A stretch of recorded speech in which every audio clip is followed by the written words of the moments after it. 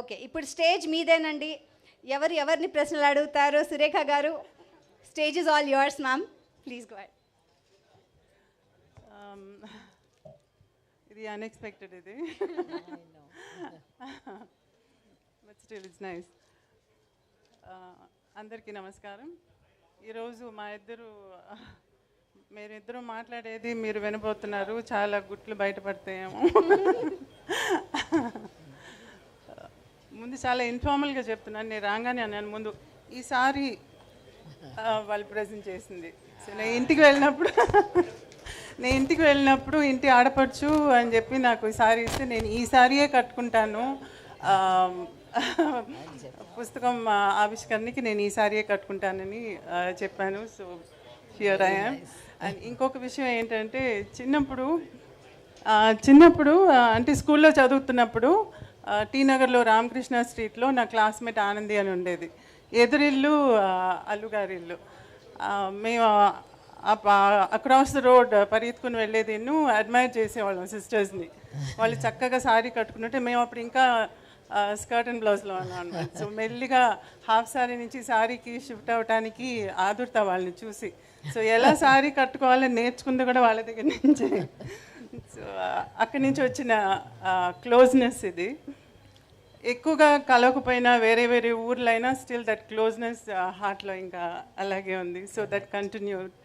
And ఒక introduction ఇవ్వాలి నేను, ఎందుకంటే సంజయ్ అన్నారు కదా మేము ఇంటికి వెళ్ళి పిలిచామని.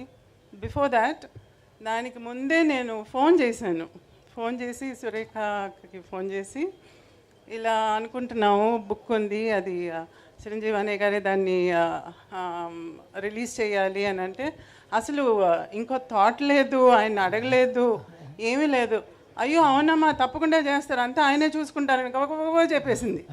అంటే అది కాదు, ఆయన్ని అడిగేసి అంటే నేను చూసుకుంటానులే అన్నీ అని చెప్పి పెట్టేశారనమాట. This is how it went. నేను ఇంటికి వెళ్ళి ఫార్మల్గా పిలవటం అదంతా తర్వాత. అప్పుడు నేను చూడలేదు. అంటే అవార్డు వచ్చిన తర్వాత, పద్మవిభూషణ్ వచ్చిన తర్వాత నేను చూడనే లేదు. నేను చూడాలి, నేరుగా వెళ్ళి ఇన్వైట్ చేయాలని చెప్పి మా ఆయన నేను ఇంటికి వెళ్ళి వాళ్ళని కలిసి ఇల్లంతా తిప్పి చూపించారనమాట. అంటే నాకు రెనోవేట్ చేసిన తర్వాత నేను చూడలేదు ఇల్లు. సో ఎంత చక్కగా నా చేయి పట్టుకుని ఒక తోడు పుట్టిన సిస్టర్ని ఎలా ట్రీట్ చేస్తారో అలా. నేను చిరంజీవి గారిని అన్నయ్య అని పిలుస్తాను, ఎందుకంటే ఈరోజు ఈ ఫంక్షన్ అంతా నేనేమన్నానంటే ఇంట్లో సింపుల్గా ఈ బుక్ని రిలీజ్ చేసేసి మీడియా వస్తే చాలు, ఇంకేం వద్దు నాకు, మీ చేతులతో బుక్ ఇవ్వాలి అంతే, ఇంకేం వద్దు నాకు అని చెప్పా. ఇమీడియట్గా ఆయన ఇలా ఆలోచించి ఎవరైనా పిలవాలి, ఎంత పెద్ద ఫంక్షన్ చేయాలని ఆలోచిస్తున్నాను. నేను అలా కాదు, చిన్నదిగా చేద్దాం అంటే అలాగే చేద్దాంలే అని చెప్పేసి ఈరోజు ఇట్స్ కమ్ టు దిస్. అమ్మకు ఒక పెద్ద కొడుకుంటే ఏం చేస్తారో అది చేస్తున్నారు ఇవాళ. నేను ఎప్పుడు అంటుంటాను తమ్ముడిని, నువ్వు ముందు పుట్టి ఉండకూడదా అని చెప్పి. బికాజ్ మేమిద్దరు కొంచెం ఇన్నసెంట్గా ఉండిపోయాం. We did know how to handle things. అన్నీ చాలా యంగ్ ఏజ్లో జరిగిపోయినాయి. బట్ ఈరోజు ఒక పెద్ద కొడుకుగా ఉండి అమ్మకి ఇలా చేస్తున్నారంటే I don't know what to సే.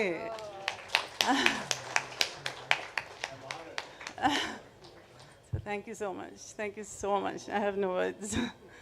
ఇంకా మీరు అడిగితే నేను సమాధానం చెప్తాను. నాకు తెలిసిన విషయం ఏంటంటే సురేఖ గారు మెగాస్టార్ చిరంజీవి గారి మీద పెత్తనం జలాయిస్తారని తెలిసిపోయిందో ఇంట్లో. అది ఆయనకి సావిత్రమ్మ గారి మీద ఉన్న ప్రేమ నాకు తెలుసు కాబట్టి వెంటనే ఎలాగన్నా ఒప్పుకుంటారని చెప్పేశాను. నాకు అన్ని విషయాలు కాదు, నాకు ఇలా మాట్లాడడం, స్టేజ్ మీద నుంచోవడం, కూర్చోవడం ఇవన్నీ కూడా చాలా కొత్త, ఇప్పుడు చేయలేదు. కానీ చాము నీ కోసం అయితే ఓకే కూర్చుంటాను, మాట్లాడతాను. అమ్మ కోసం మీరిద్దరూ ఏమైనా చేసేటట్టుకున్నారు. ముందు మీరిద్దరూ కలిసి స్టేజ్ మీద ఇలా ఫంక్షన్స్కి రావటం కూడా చాలా తక్కువ అని విన్నాను నేను. అటువంటిది ఈరోజు మన ఇద్దరం కూర్చొని మాట్లాడేటట్టుగా కూడా చేస్తున్నారంటే దట్ ఎక్స్ప్లెయిన్స్ ఎవ్రీథింగ్. స్టేజ్ మీద సో దట్స్ లవ్లీ. నువ్వు నేను చిన్నప్పటి నుంచి తెలిసిన మధ్యన ఒక ఫ్రెండ్ ద్వారా ఇద్దరం కలుసుకునేవాళ్ళం. సో మీ ఇంటికి వచ్చి తిరిగేంత చనువు అప్పుడు లేదు నాకు, కానీ అమ్మ గురించి చాలా తెలుసుకోవాలని ఉండేది. అది నాకు ఈరోజు ఛాన్స్ వచ్చింది. So I want to ask you some things.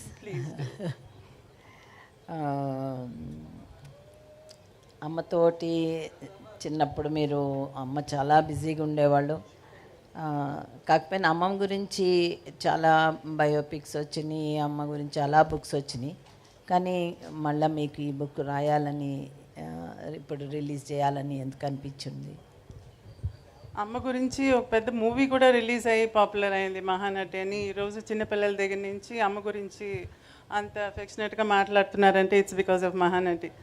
మహానటిలో అమ్మ చిన్నతనం, తను చేసిన సేవలు, తన ఒక కంప్లీషన్ లాగా తీస్తున్నారు, from the beginning to the end లాగా తీశారు. కానీ యాక్చువల్గా మీరందరూ మహానటి అని చెప్పి ఆ పేరు పెట్టింది ఎందుకని? బికాజ్ ఆఫ్ హర్ యాక్టింగ్ ప్రొవెస్ కదా. అందుకని నాకు అనిపించింది అమ్మ ఫిల్మోగ్రఫీ లాగా ఒక బుక్ ఉండాలి, వేర్ తను చేసిన ఇంపార్టెంట్ ఫిల్మ్స్ అన్నీ ఒక రికార్డ్ లాగా ఉండాలి ఒక బుక్లో. అదైతే పర్మనెంట్గా ఉంటుంది. దాన్ని చదివితే ఒక్కొక్క ఫిలింలోనూ ఆ క్యారెక్టర్కి ఉండే ఇంపార్టెన్స్ ఏంటి, ఎందుకని మహానటి అయింది అనేది ఎక్స్ప్లెయిన్ చేసేటట్టుగా ఉండాలి. అండ్ ఊరికే చదవటం అందరు చదవరు, ఈరోజు మనకి విజువల్స్ కావాలి. అందుకని మంచి ఫోటో ఉంటే దాని పక్కన ఒక రైటప్ ఉంటే చదవటానికి ఇంట్రెస్టింగ్గా ఉంటుంది. దానికి the best person is Sanjay, ఎందుకంటే తన దగ్గర అన్ని ఫోటోగ్రాఫ్స్ అన్నీ ఉన్నాయి, తన దగ్గర చిన్నప్పటి నుంచి కలెక్ట్ చేసింది. సో నేను తన దగ్గరికి వెళ్ళి నాకు ఫోటో ఉండాలి, పక్కన మూవీ గురించి రైటప్ ఉండాలి, అలా నాకు ఒక బుక్ కావాలి. సో జనరేషన్స్కి, మా ఫ్యామిలీకి కానివ్వండి, లేకపోతే మీ అందరికీ కానివ్వండి, మీ ఫ్యామిలీస్కి కానివ్వండి, జనరేషన్కి ఒక రికార్డ్ లాగా ఉండాలి అమ్మ గురించి అని చెప్పి నేను ఆ బుక్ని రెడీ చేయాలనుకున్నాను. దిస్ ఇస్ నాట్ అబౌట్ చిన్నప్పుడు దాని గురించి ఎలా ఉన్నారు, పెళ్ళి గురించి, పిల్లల గురించి, తర్వాత ఏమైంది, ఇదంతా కాదు. దట్ బుక్ ఇస్ ప్యూర్లీ తన యాక్టింగ్ గురించి, మహానటిగా తన యాక్టింగ్ గురించి మాత్రమే ఆ బుక్లో ఉంటుంది. సో ఆ రీజన్తోనే నేను ఈ బుక్ చేయాలనుకున్నాను. Very good. మళ్ళీ ఇండస్ట్రీలో చాలామంది పెద్ద ఆర్టిస్టులు ఉన్నారు, డైరెక్టర్స్ ఉన్నారు. ఇంతమంది ఉండగా ఎందుకు ఈయన చిరంజీవి గారితోనే చేయించాలని అనిపించింది నీకు? మీకే తెలుసు ఆ రీజన్ ఏంటని చెప్పి. మీరు అడగకుండా కూడా నాకు ఓకే అన్నారు కదా. నేను ఫస్ట్ టైం ఇంటికి వచ్చినప్పుడు ఆయన డాన్స్లో కొంచెం కాళ్ళు ఇదయ్యి కర్ర పట్టుకుని హీ హ్యాడ్ ఇంజరీ. పైనుంచి నేను వచ్చానని తెలిసి ఆ కర్ర పట్టుకుని మెట్ల మీద నుంచి దిగొస్తున్నారు. అయ్యో ఏంటి కర్ర అని అంటే, వచ్చిన యాక్సిడెంట్ అయిందిలేమా, ఏం లేదులే అని అన్నారు. కిందకు వచ్చి పలకరించి కాఫీ తెప్పించి మాట్లాడుతూ అప్పుడు చెప్పారనమాట, నాకు పొద్దున్నే లేవంగానే అమ్మ మొహం కనపడాలమ్మా, నేను లేవంగానే బెడ్రూమ్లో అమ్మ ఫోటోనే ముందు చూస్తాను అని చెప్పేసి, నేను అమ్ముతానో లేదో అని పైకి వెళ్ళి ఆ ఫోటో తీసుకుని వచ్చి మరీ నాకు చూపించారు. So who does that? See, genuineness అంటే your thought, word and deed should be the same. మనం మనసులో ఒకటి అనుకునేది, మాటలో ఒకటి చెప్పేది, చేసేది ఒకటి. చాలామంది అలా చేస్తారు. ఊరికే నోటుతో ఆవు అని మాట్లాడటం ఒకటి, లేకపోతే ఏదో ఒకటి చేసేది పెద్ద పేరు తెచ్చుకునేది. అలా కాకుండా ఫర్ హిమ్, చిరంజీవి గారికి ఏంటంటే ఆయన థాట్, వర్డ్, డీడ్ మూడు ఒకటే. ఆ జెన్యున్నెస్ని ఇట్ టచ్ మై హార్ట్. అందుకనే నేను ఆయన తప్ప ఇంకెవరు ఈ బుక్ని రిలీజ్ చేయకూడదు, ఆయనే చేయాలి అని చెప్పి పట్టుబట్టి నేను డైరెక్ట్గా ఆయన అడిగాను అనమాట. So that's the reason. And ఈరోజు చూడండి, ఐ సెడ్ ఇంట్లో రిలీజ్ చేయండి, మీడియాని పిలుద్దాం చాలని అంటే, జస్ట్ లుక్ ఎట్ దిస్. ఇంకా కొంచెం పర్సనల్ విషయాలకు వస్తే, మేము మా చిన్నప్పుడు మా నాన్నగారు చాలా బిజీగా ఉండేవాళ్ళు, చాలా మిస్ అయ్యేవాళ్ళం. కానీ అమ్మ మాతో ఉండడం వల్ల మేము మిస్ అయ్యేదాన్ని కొంచెం తగ్గింది. అమ్మ అన్నీ చూసుకునేది కాబట్టి. కానీ మీ విషయంలో అమ్మ నాన్నగారు ఇద్దరు కూడా చాలా బిజీ కదా, మీరు ఎంత మిస్ అయ్యి ఉంటారు? అమ్మతో టైం అసలు స్పెండ్ చేయడానికి వీలుండేదా కాదా ఏంటి అని? చాలా మిస్ చేసామండి యాక్చువల్గా. I did miss. ఎందుకంటే నేను స్కూల్కి వెళ్ళేటప్పుడు స్కూల్లో వచ్చి పేరెంట్ టీచర్స్ మీటింగ్ ఉంటుంది. పేరెంట్ టీచర్స్ మీటింగ్కి అంతా అందరు పేరెంట్స్ వస్తారు కానీ నాకు పేరెంట్స్ రారు, ఎందుకంటే వస్తే జనం వచ్చేస్తారు. She can come. అది నాకు అప్పుడు అర్థమయ్యేది కాదు. అందరికి వస్తారు, నాకు రారు అని అనిపించేది. తర్వాత ఎవరైనా ఇంటికి వెళ్తే అమ్మ వచ్చి తలదువి జడలేయటం ఇవన్నీ చూస్తున్నప్పుడు నాకు జడేయట్లేదు రోజు నాకు స్కూల్కి వెళ్ళేటప్పుడు అని అనుకునేదాన్ని. నాకు నర్స్ ఉండేది, తను చేసేది, లేకపోతే అమ్మమ్మ చేసేది. నేను స్కూల్ నుంచి ఇంటికి వచ్చినప్పుడు నాకు టిఫిన్ పెట్టడం కానీ అవన్నీ మా అమ్మ ఉండేది కాదు. కానీ నైట్ నేను పడుకున్నప్పుడు అమ్మమ్మ దగ్గర పడుకునేదాన్ని. పొద్దున్న లేచి చూస్తే అమ్మ నాన్న మధ్యన ఉండేదాన్ని. అంటే అమ్మ షూటింగ్ ఫినిష్ చేసి వచ్చిన తర్వాత నన్ను ఎత్తుకొని పోయి తన రూమ్లో పెట్టుకునేదన్నమాట. సో నేను పొద్దున్న లేచినప్పుడు she was also missing me. అవన్నీ నాకు అప్పుడు తెలియదు, కానీ తర్వాత వెన్ యూ గ్రో అప్ ఇవన్నీ థింక్ చేసినప్పుడు ఎంత she was trying to work for us. మా కోసంగా అంత చేసింది, మా కోసంగా అంత ఆస్తులు కూడా చేసింది. అంటే ఆస్తి చెయ్యాలని యాక్టింగ్ కాదు, తన యాక్టింగ్ వల్ల ఆస్తులు ఏర్పడినాయి.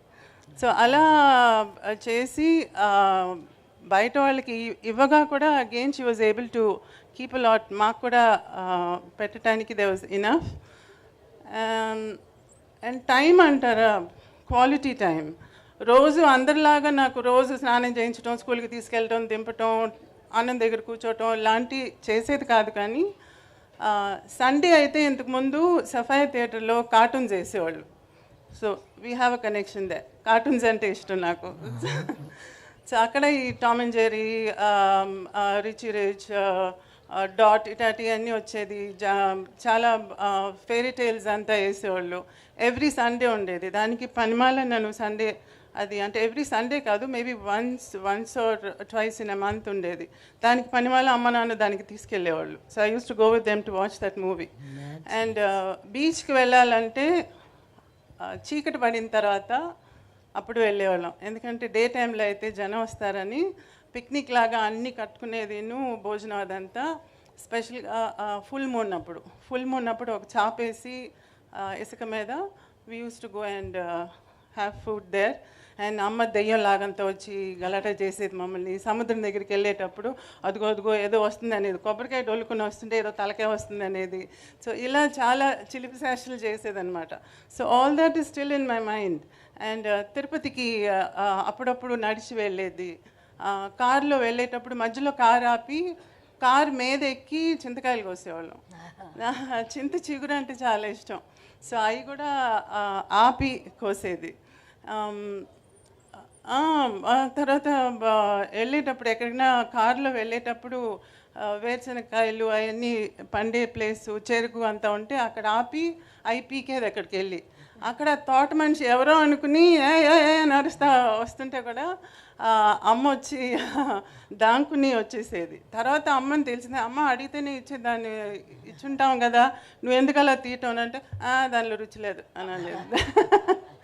సో అట్లా ఈ చిలిపి పనులన్నీ నాకు బాగా జ్ఞాపకం. సో అవి కదా మనకి ఎక్కువగా జ్ఞాపకం ఉండేది. సో డజంట్ మ్యాటర్, నాకు తల దూపతే పర్లేదు, మీటింగ్కి రాకపోతే పర్లేదు, but now I cherish all those memories. అమ్మ మంచి కుక్ అని కూడా విన్నాము. మీకు ఇష్టమైన అన్ని చేసి పెట్టేవాళ్ళ, మీరు ఎంజాయ్ చేసేవాళ్ళ? మంచి కుక్ వచ్చి మా అమ్మమ్మ బాగా వంట చేసేది. అమ్మకి ఇంత పెద్ద క్యారీలకి వండి పంపించేవాళ్ళు స్టూడియోలో. అందరూ చుట్టూ కూర్చుని అది ఆనందించేవాళ్ళు అనమాట. అందరూ కలిసి ఈరోజు నువ్వేం తెచ్చావు అంటే నువ్వేం తెచ్చావు అని దే యూస్ టు హ్యావ్. అమ్మ కుకింగ్ వచ్చి అప్పుడప్పుడు స్పెషల్గా ఏదైనా 1-2 కూరలు చేసేది టైం ఉన్నప్పుడు. అందులో స్పెషల్గా మా తమ్ముడికి నచ్చి చేసిన కూర వచ్చి కోడిగుడ్డు ఆమ్లెట్ కూర. కోడిగుడ్డు స్టీమ్లో ఆమ్లెట్ లాగా వేసి దాన్ని కూరలో వేసి చేసేది. అది తమ్ముడికి చాలా ఇష్టం. నాకు వచ్చి చికెన్ని ఈరోజు KFC అంటారు కదా, అది అప్పుడే అమ్మ చేసేది. చికెన్ని మ్యారినేట్ చేసి దాన్ని బ్రెడ్ క్రమ్స్లో ముంచి ఫ్రై చేసి ఇచ్చేది. సో ఇట్లా 1 or 2 డిషెస్ బాగా చేసేది. సో అవి జ్ఞాపకం ఉన్నాయి. మా నాన్నగారు మా డ్రెస్సింగ్ విషయంలో చాలా స్ట్రిక్ట్గా ఉండేవాళ్ళు. మాకు చిన్నపిల్లలం కదా, ఏదన్నా మోడర్న్గా వేసుకోవాలని అవన్నీ చాలా అనిపించేది. కానీ నాన్నగారు అవి ఏం ఒప్పుకునేవాళ్ళు కాదు. అది అడుగుదాం అనుకున్నా. చాలా ట్రెడిషనల్గానే డ్రెస్ అవ్వాలి, అలా చాలా స్ట్రిక్ట్గా ఉండేవాళ్ళు అప్పుడు. అప్పుడు అయ్యో అనిపించేది, కానీ తర్వాత తర్వాత పోన్లే మంచి పని చేశారని అనిపించింది. అట్లా అమ్మ ఎలా ఉండేవాళ్ళు మీతోటి, మీ డ్రెస్సింగ్ గురించి వాటి చాలా స్ట్రిక్ట్ అండి అమ్మ. నేను ఒకసారి ఈ మూవీ షర్మిలి మూవీ ఉంది కదా, షర్మిలి అని రాఖీ యాక్ట్ చేసింది. చాలా అందంగా ఉంటుంది అందులో రాఖీ. అందులో జంప్ సూట్ వేసుకుంటుంది. ఆ జంప్ సూట్ చూసి నేను అమ్మ నాకు జంప్ సూట్ కావాలని చెప్పాను. అంటే చేయించలా. ఏంటంటే జంప్ సూట్ అంటే మొత్తంగా టైట్గా ఉంటుంది కదా, మధ్యలో ఓపెన్గా చెప్తున్నాను, మధ్యలో డివిజన్ కనపడకూడదు మా ఆడోళ్ళకి అని చెప్పేది. సో ప్యాంట్ షర్ట్ వేసుకుంటే కూడా the shirt should be below, cuts కనపడకూడదు. సో మోకాల దాకా ఉండాలన్నమాట. తను చక్కగా పావడ, పరికిణి, హాఫ్ శారీ అవన్నీ చాలా ఇష్టం అమ్మకి ట్రెడిషనల్గా. సో అవి ఎక్కువగా నాకు అలవాటు చేసింది. సారీస్ అలవాటు చేసింది. సారీ డిజైన్ చేసేది. అమ్మ సారీస్ కూడా చాలా ఉండేవి కదా, ఆ సారీస్ని కూడా మళ్ళీ తిరిగి నాకు హాఫ్ శారీకి, స్కర్ట్స్కి అంతా కుట్టించేది. సో ఆ ట్రెడిషనల్లీ తనకి బాగా ఇష్టం. ప్యాంట్ షర్ట్ అంతా పెద్దగా లేదు, కానీ నేను కొంచెం మా నాన్న దగ్గరికి వెళ్ళి కొంచెం అలా అలా అడిగి అన్నట్టు కొనుక్కునేదాన్ని ఆశకి. బట్ షీ నెవర్ అప్రూవల్ లేదు. అంతే అన్నమాట. మళ్ళీ ఎవరైనా పిల్లలు కుక్క పిల్లల్ని, పిల్లి పిల్లల్ని ఎవరన్నా అడుగుతారు, నువ్వేమో పాములంటే ఇష్టం అని చెప్పేదన్నమాట. దానికి అమ్మ నీకు పాములంటే ఎంత ఇష్టమో తెలుసుకొని రోజు పాములోని ఇంటికి పిలిపించి ఆ పాము పిలిపించి నీకు చూపించేవాళ్ళట. నిజమేనా? అవును. అది ఏమైందంటే నీ మీద ఎంత ప్రేమో, నీకు ఏది కావాలంటే చెయ్యాలి అని అమ్మకి. నాకు ఇంతకుముందు ఇళ్ళకి వచ్చేవాళ్ళు, మీ అందరికీ కొంతమందికి తెలిసి ఉంటుంది, ఇళ్ళకి మ్యాజిక్ షో చేసుకుంటూ వచ్చేవాళ్ళు.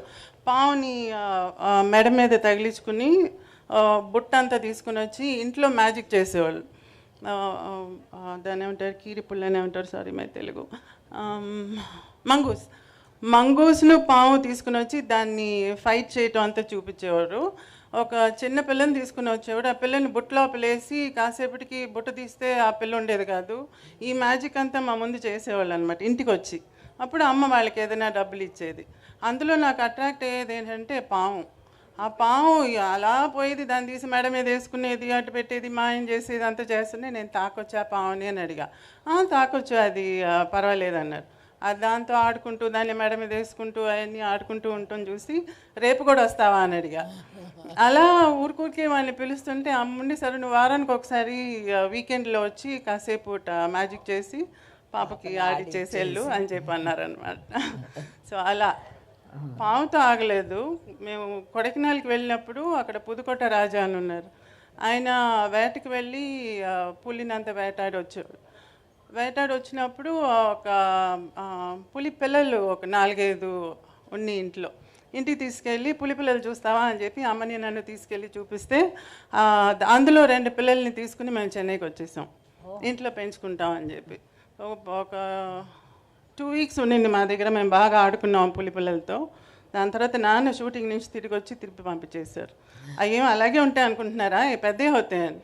కాదు, మేము పెంచి దాన్ని పెట్ చేసి డాగిలాగా చేసేస్తామంటే నథింగ్ డూయింగ్ అని పంపించేసి నేను భోజనం చేయకుండా ఒక వారం ఉండి. సో అలా తర్వాత యానిమల్స్ అంటే చాలా ఇష్టం అమ్మకి. కుందేళ్ళు ఉండేది ఇంట్లో, నెమలు ఉండేది, అండ్ దెన్ చాలా యానిమల్స్ ఉండేవి. కుక్కలు అయితే అసలు లెక్కేలేదు, పిల్లులు లెక్కేలేదు, పక్షులు ఉండేవి, ఫిష్ ఉండేది, ఫిష్ పాండ్స్ అవన్నీ ఉండేవి. సో ఒక చిన్న జూ ఉండేది ఇంట్లో. అండ్ ఇంకొక మాట, ఇంట్లో ఇంతమంది అమ్మ నాన్న ఆర్టిస్టులు, అక్క రేఖ కూడా ఆర్టిస్టు, ఇంతమంది ఉండగా నీకు ఇప్పుడు యాక్ట్ చేయాలని అనిపించలేదా? అసలు అమ్మని అడిగావా? నీకే ఆ కోరిక ఏమన్నా? ఎందుకనో అనిపించలేదు. నాకు హౌస్ వైఫ్గా ఉండాలని ఉండేది. నేను స్కూల్లో కూడా అందరూ టీచర్స్ వచ్చి నువ్వేమవుతావు అంటే ఒకరు నేను డాక్టర్ అంటే, ఇంజనీర్ అంటే, నర్స్ అంటే, ఎయిర్ హోస్టెస్ అంటే అలా చెప్పేవాళ్ళు.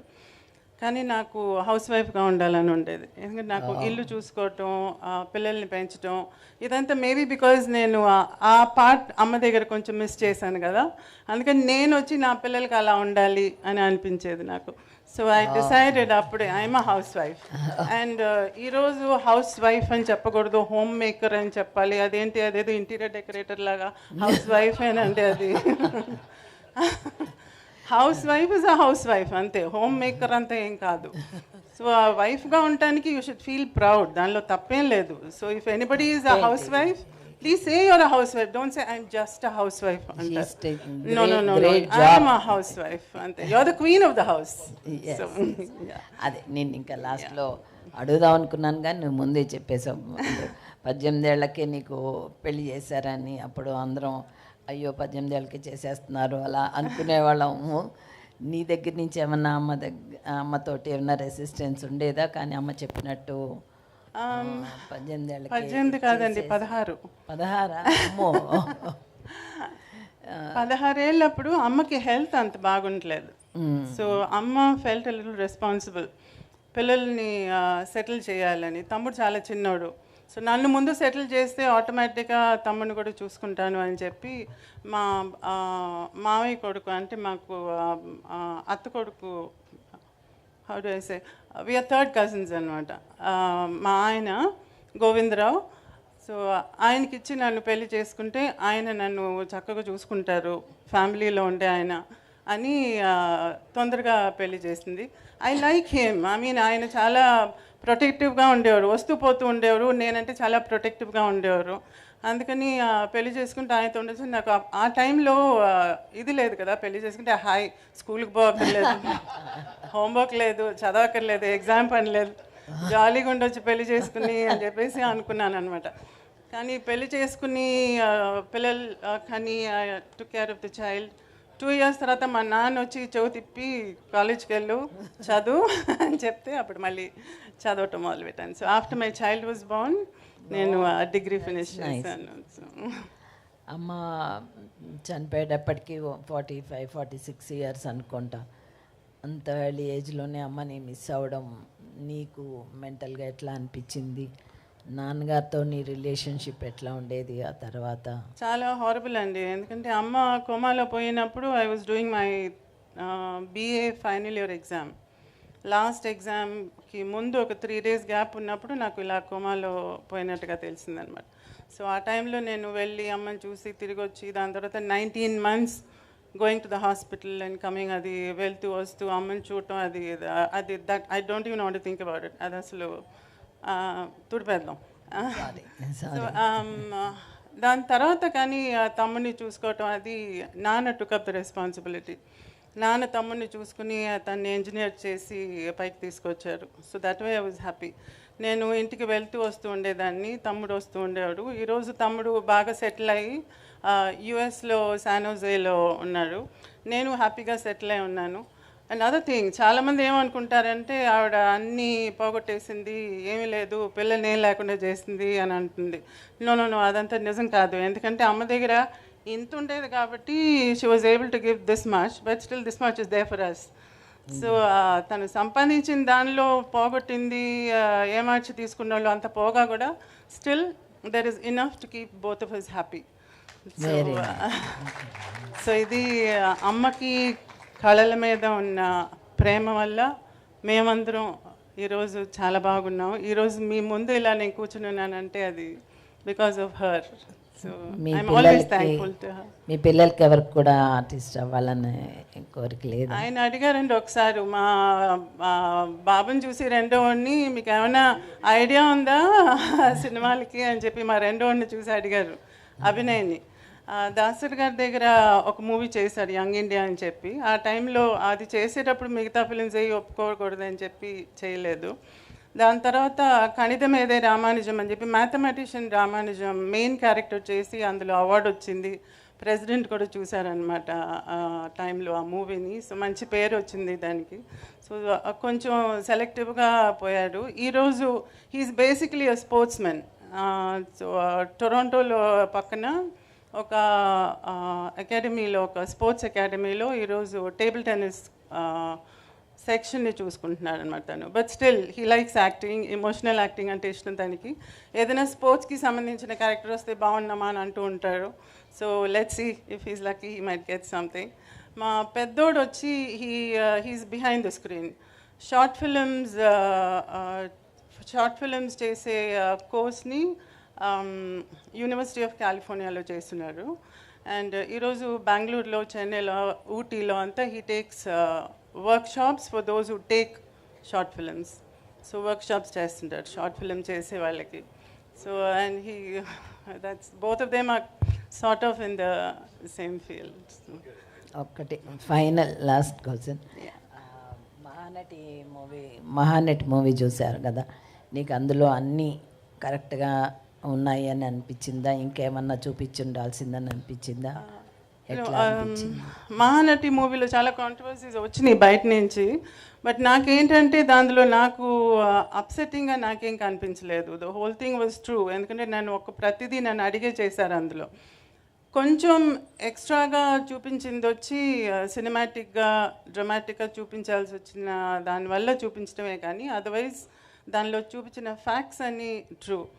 And I was very touch to hear one of the ఇంటర్వ్యూస్లో మీరు వచ్చి మహానటి టైంలో అడిగినప్పుడు మీరు అడిగిన మొదటి ప్రశ్న వచ్చి చాముండేశ్వరి గారిని అడిగారా అని అడిగారు. See that is what I meant.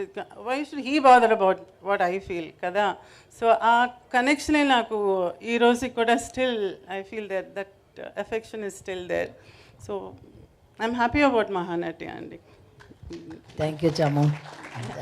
Thank you. It was so nice talking to you in the open. And నా కోసంగా ఫస్ట్ టైం స్టేజ్ మీదకి వచ్చి మాట్లాడింది చాలా థ్యాంక్స్ అక్క, చాలా thanks. Thank you so much ఇద్దరికి. సురేఖ గారు as a host, a big round of applause.